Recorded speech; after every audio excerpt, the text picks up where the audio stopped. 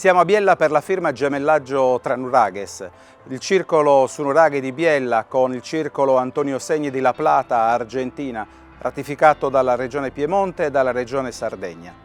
Un progetto assessoriale fortemente voluto dall'assessore Alessandra Zedda per consolidare un valore principale della nostra isola, cioè il valore identitario che richiede di essere esportato, non tanto come valore esclusivo, ma come valore che si connette con le altre realtà identitarie e culturali, soprattutto dei territori che hanno ospitato i nostri corregionali emigrati.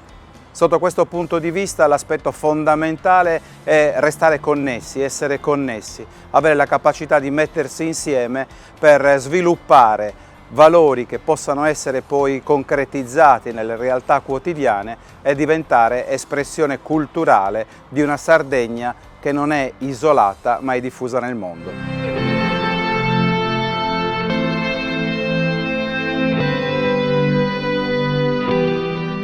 Il motivo della nostra visita è per la firma dei protocolli di gemellaggio tra Nuraghes che relaziona il circolo di Biella, il circolo sardo di La Plata e anche i municipi Biella e La Plata. Spero che questo protocollo sia l'inizio di una lunga e fruttuosa relazione tra circoli, istituzioni in nome della Sardegna.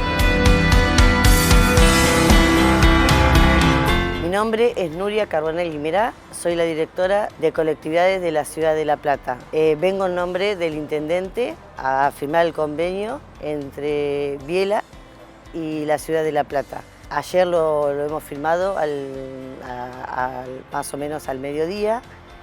Nos ha invitado al intendente para el centro de Sardeña de la ciudad de La Plata, el cual estamos trabajando con ellos y bueno, estamos contentos que se pueda haber llegado a la instancia de firmar ese convenio entre Biella y la ciudad de La Plata, ¿no? Y sería el primer paso. El segundo paso se irá a la ciudad de La Plata para cerrar este convenio.